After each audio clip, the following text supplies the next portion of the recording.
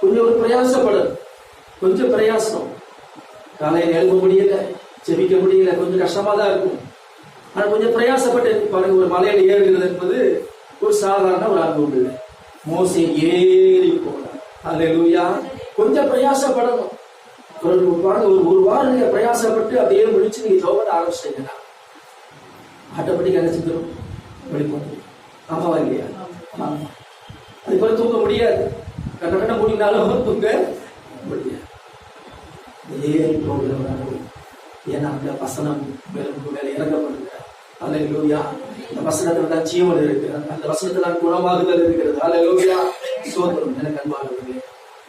ஆகவே முதலாவது வசனத்தை நாங்கள் இறங்கப்படுகிறோம். இரண்டாவது பார்க்கிறோம், அடுத்தது துதி உயர எழுப்பும் பொழுது கர்த்தருடைய அக்கினியும் கர்த்தருடைய மகிமையும் நாங்கள் இறங்கி வருகிறது என்று சொல்கிறேன்.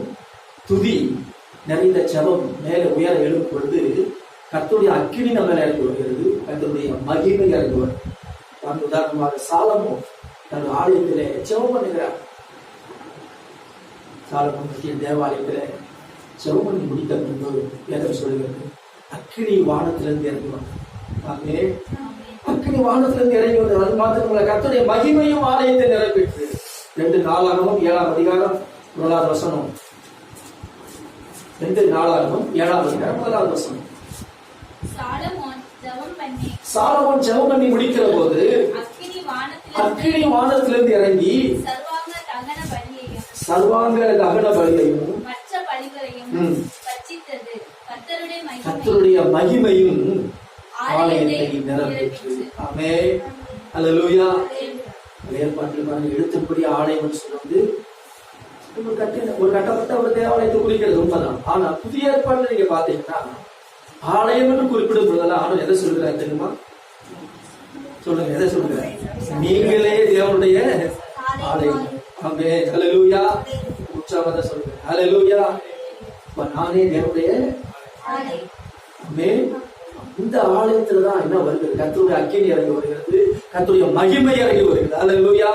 நீங்க ஜெபம் பண்ணும் போதெல்லாம் உங்களுக்கு என்ன இறங்கி வருகிறது? கர்த்தருடைய மகிமை. ஆமென். கர்த்தருடைய மகிமை இறங்கி வருகிறது, கர்த்தருடைய அக்கினி இறங்கி வருகிறது. பாருங்க, 2வது வசனத்தை வாசிக்கிறோம். கர்த்தருடைய மகிமை கர்த்தருடைய ஆலயத்தை நிரப்பினதுனாலே ஆசாரியர்கள் கர்த்தருடைய ஆலயத்துக்குள்ள பிரவேசிக்க கூடாது. அந்த பிரவேசிக்க கூடாது இருக்கிற அளவுக்கு கர்த்தருடைய மகிமை என்ன செய்கிறது? ஆமென். வலுவாட்சியமாக நல்லா துதிக்கணும். ஆமென். நாமே வல்லையே. ஆமென். அல்லேலூயா.